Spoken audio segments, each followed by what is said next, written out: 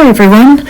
We went for a visit to the Werribee Open Range Zoo, and I've got a bit of footage from there's a little bus thing or train, whatever you want to call it, that takes you around, and you get to hear some of the story from the ranger that takes us around. And these are just beautiful. It was a really warm day, very, very warm actually. It was 37, and it felt like 37. Felt like 40 something actually, but it was a beautiful day. And look at these animals, they're just so gorgeous.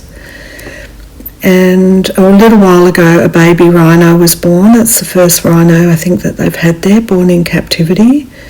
Very cute. So it's quite a large place with quite a few little islands in the middle of rivers, and quite a variety of different African animals. Look at those horns, aren't they amazing? And this is the lady on the bus. Areas around. Now the challenge for you is to see if you can spot all 7 giraffes. You're really well camouflaged today. That was a fun game, and yes, I did manage to spot them all, and that ostrich. And coming up are the zebras. 3 different species of zebra found across Africa. Now we get lots of questions about their stripes. I'm sure you're wondering if they're black with white or white with black. It seems to be the age-old question. So you might have your own theories to come up with your best idea. So what we discovered is that the zebra's skin is actually black. And oh, look at that, just that beautiful giraffe. He was only a baby, but so tall. See the size? That's the baby giraffe next to an antelope of some description. I'm going to go back and put the names of these animals on the screen. He was just so cute. I love a giraffe. Look at his face. I don't know why. They're just funny. During the walk, I still don't know if that was actually a sculpture or a real crocodile. I think it was a sculpture. They did have quite a bit around the place of crocodiles. So in the more child-friendly area, they had these gorgeous sculptures with just a wonderful mosaic. There's Huss walking along the bridge. And that little bridge had these totems on, and the totems were carved out of wood. I didn't quite get the story of what they were about or why they were there on that particular bridge. I just actually managed also to capture this little blue tit on the fence there. Here's a bit of footage.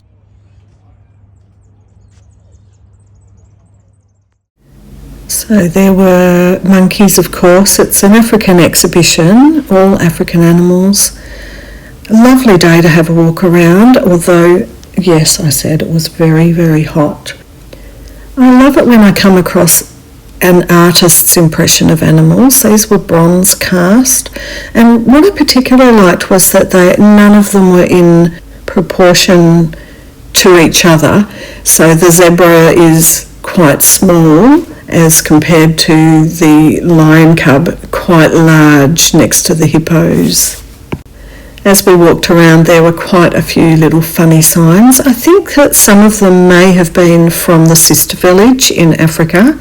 I'm assuming it's a sister village, but just hilarious little signs that made you smile.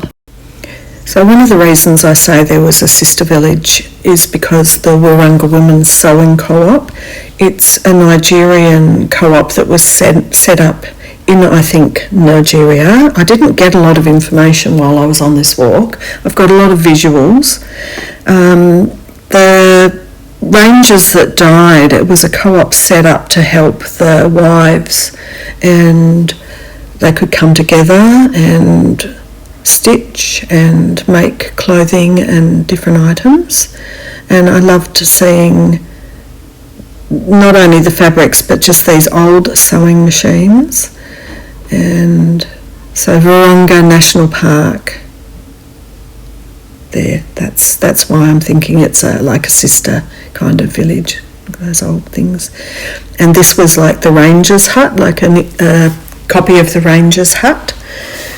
And it had lots of artefacts and just lots of information from a ranger's point of view, like perhaps what their daily schedule might have been like in Africa.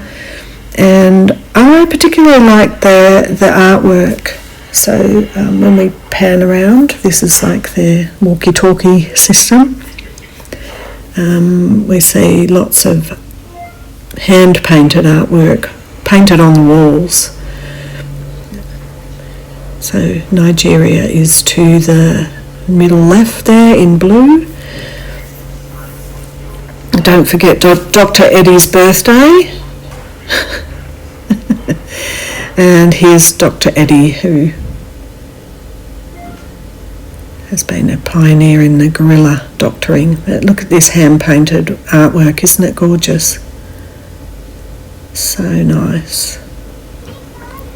So we went for a bit more of a walk and found the hippos. I didn't know hippos were nocturnal, because often when you see like African footage anywhere of a traveller or anything like that, you often do see hippos and it's daytime.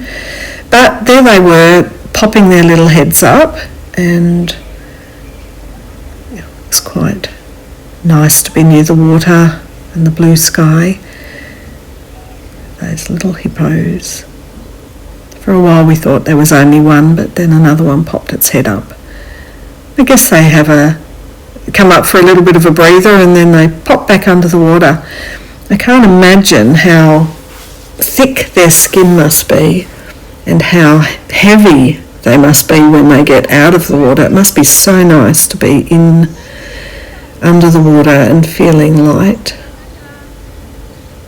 That was a lovely little moment. I was glad they came up and we saw them. So the next exhibition, it was just, they were a long way off in the shade, the painted dogs, a favourite of mine, and then the lion exhibition. Now, these females were very lazy and they weren't moving much, and they were just in the heat. So, sorry about the glass on this one, but they had a front of a sort of a Range Rover on the inside of the exhibition and the back of it on the outside of the exhibition, and so she was sitting on the bonnet sunning herself, and there's another one. And in the shop I just thought I'd add this last little bit, a little exhibition of animals that are all made of beads. So these are all beaded animals, and I hope you've enjoyed seeing what we saw on the day. If you're ever in Melbourne, pop over to the Werribee Open Range Zoo. Bye for now.